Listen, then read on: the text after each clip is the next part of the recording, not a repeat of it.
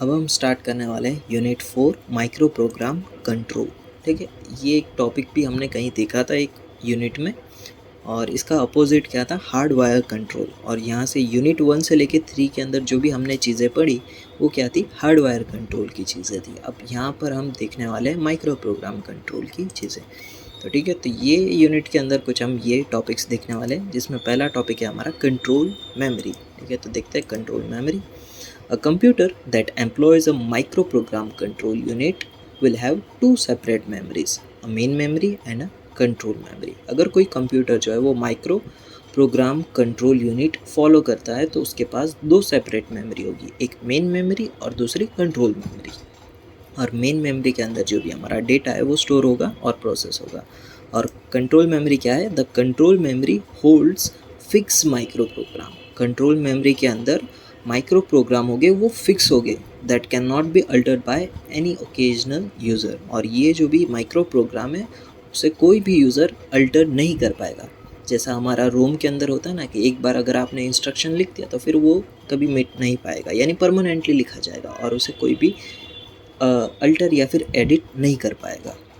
Okay, the micro program consist of the micro instruction that specify various internal control signals for execution of register micro operation। यहाँ पे micro program जो है वो various micro instruction consist करता है, जिसमें register micro operation के execution के टाइम पर आप उसे various internal control signal specify कर सकते हो। ओके, यहाँ पे माइक्रो प्रोग्राम जो है माइक्रो इंस्ट्रक्शन कंसिस्ट करता है। अब देखना, micro instruction generates the micro operation. अब ये जो माइक्रो इंस्ट्रक्शन है वो माइक्रो ऑपरेशंस जनरेट कर रहा है। ठीक है, यहाँ पे इंस्ट्रक्शन जो है वो ऑपरेशन जनरेट कर रहा है माइक्रो। टू फैच, जैसे कि to fetch instruction from the main memory, यानी मेन मेमोरी से आपको इंस्ट्रक्शन फैच करना।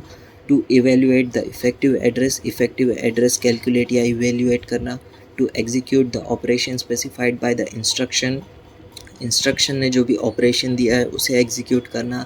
And to return the control to the fetch of the next instruction को फैच करना और उसके ऊपर कंट्रोल चला जाना। ये सारे माइक्रो ऑपरेशंस जो है ये जनरेट करेगा। ठीक है, माइक्रो प्रोग्राम कंट्रोल ऑर्गेनाइजेशन। तो देखते हैं क्या है इसका ऑर्गेनाइजेशन। तो पहला आएगा हमारा कंट्रोल मेमोरी, या फिर आप कह सकते हो रोम, क्योंकि इसके अंदर जो भी माइक्रो इंस्ट्रक्शन लिखे गए हैं वो कोई अल्टर नहीं कर पाएगा, इसके लिए ये रोम भी कह सकते हो आप इसे।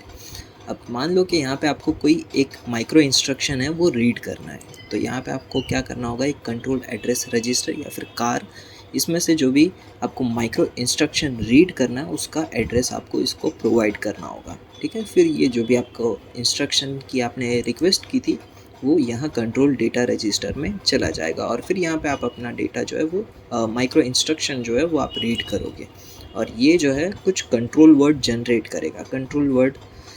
करेगा। जैसे कि कोई भी आपका माइक्रो ऑपरेशंस है, एक या फिर एक से ज़्यादा माइक्रो ऑपरेशन जो है ये जनरेट करेगा, जैसे कि एडिशन, सब्ट्रैक्शन, BUN। ठीक है, वैसे सभी माइक्रो ऑपरेशन ये जनरेट करेगा, और जैसे ये ऑपरेशन एग्जीक्यूट होगा तुरंत आपको नेक्स्ट एड्रेस जो है वो फाइंड करना होगा थ्रू नेक्स्ट एड्रेस जनरेटर या फिर सीक्वेंसर। ठीक है, अगर ये सीक्वेंस में आपको अगर नेक्स्ट एड्रेस मिल जा रहा है तो आप सीक्वेंस में जो भी नेक्स्ट एड्रेस है वो लिख दो, या फिर अगर कोई आउटर ऐसा इवेंट आ गया जहाँ पे आपको जंप करना पड़ा या फिर सीधा एक एड्रेस से एकदम दूसरे ही एड्रेस पे आप चले गए, जैसे कि हम ब्रांच अनकंडीशनल में करते हैं, BSA में करते हैं, वैसे अगर कोई इवेंट अगर होते हैं तो फिर आपको एक्सटर्नल इनपुट जो है वो प्रोवाइड करना होगा, ताकि आप जो है नेक्स्ट एड्रेस जो है उसे प्रोवाइड कर सको।